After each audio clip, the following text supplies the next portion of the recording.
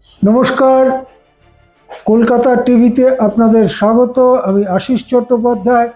এই মুহূর্তে সবার নজর যেদিকে, অর্থাৎ দিল্লিতে যে ছাত্র আন্দোলন হচ্ছে সেই ব্যাপারে গুরুত্বপূর্ণ আপডেট আমাদের কাছে এসে পৌঁছেছে। একটু আগেই আমরা জানিয়েছিলাম যে কেন্দ্রীয় মন্ত্রী জিতেন্দ্র সিংহ তিনি বলেছেন যে আলোচনা করতে সরকার প্রস্তুত এবং আন্দোলনকারীদের তিনি নাড্ডার বাড়ি বা অফিসে আসতে অনুরোধ করেছিলেন। সেই আবেদনের অল্প একটুক্ষণের মধ্যেই ককরোচ জনতা পার্টি বা ছাত্র আন্দোলনের নেতারা তারা জানিয়ে দিল নাড্ডার বাড়ি বা অফিসে যেতে তারা রাজি নয়।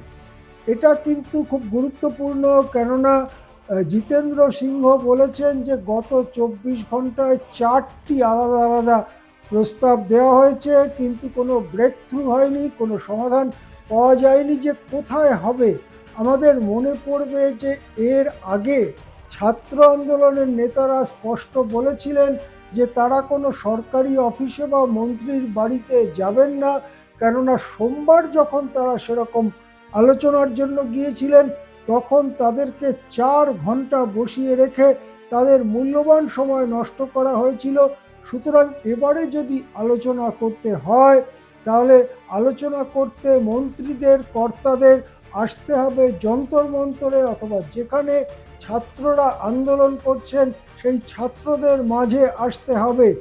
এরপরে যখন এইমাত্র এই খবর আসছে যে নাড্ডার বাড়ি বা অফিসে যেতে অস্বীকার করেছেন ছাত্র নেতারা, তখন কিন্তু সেই আগের অবস্থানেই ছাত্র নেতারা রয়েছেন বলে মনে করা হচ্ছে। এদিকে দিল্লি জুড়ে কিন্তু সাজ সাজ রব। দিল্লি জুড়ে যেন একটা যুদ্ধর মতো পরিস্থিতি তৈরি করেছে পুলিশ বাহিনী। আমরা শুনতে পাচ্ছি, আমরা দেখেওছি একটা সার্কুলার যেখানে যেখানে হচ্ছে ব্যবসায়ীদের, ট্রেডার্সদের সংগঠন তারা একটা কনট প্লেস এবং লাগোয়া এলাকায় সার্কুলার জারি করে বলেছে, ব্যবসায়ীদের সংগঠন সার্কুলার জারি করে বলেছে 6:30টার পরে যেন কোনো দোকান, রেস্টুরেন্ট বা কোনো কিছু যেন খোলা না থাকে, 6:30টার মধ্যে সমস্ত কিছু বন্ধ করে দিতে হবে।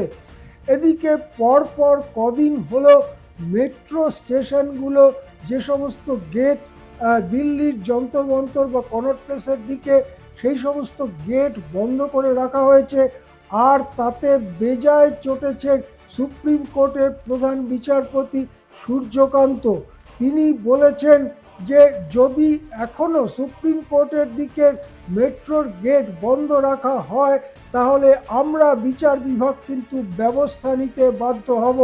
অর্থাৎ মেট্রো গেট বন্ধ থাকায় সুপ্রিম কোর্টে মামলাকারী আইনজীবী এবং সংশ্লিষ্ট সব পক্ষেরই যে ব্যাপক অসুবিধে হচ্ছে তাতে বেজায় চটেছেন ভারতের প্রধান বিচারপতি সূর্যকান্ত। অন্যদিকে আরও গুরুত্বপূর্ণ খবর আমাদের কাছে আসছে। প্রধানমন্ত্রীর বাড়ির সামনে রাহুল গান্ধী সহ সাংসদরা যে বিক্ষোভ দেখিয়েছিলেন এবং যেখান থেকে গায়ের জোরে রাহুল গান্ধীকে তুলে নিয়ে যাওয়া হয়েছিল, রাহুল গান্ধীর নাক থেকে রক্তপাত হয়েছিল, প্রিয়াঙ্কা গান্ধীও সামান্য আহত হয়েছিলেন, সেই আন্দোলনটাকে প্রকৃতপক্ষে সমালোচনা করলেন সোনম ওয়াংচুকের স্ত্রী গীতাঞ্জলি।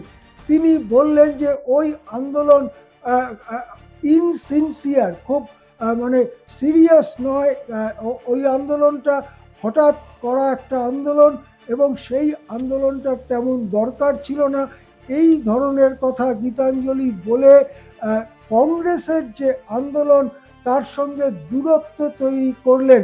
অর্থাৎ ককরোচ জনতা পার্টি বা সোনম ওয়াংচুক, তার স্ত্রী গীতাঞ্জলি, যারা এই আন্দোলনে প্রধান মুখ, তারা কিন্তু কংগ্রেসের যে রাজনৈতিক আন্দোলন তার সঙ্গে দূরত্ব তৈরি করলেন। এটাও আরেকটি ঘটনা হিসেবে আমাদের সামনে আসছে।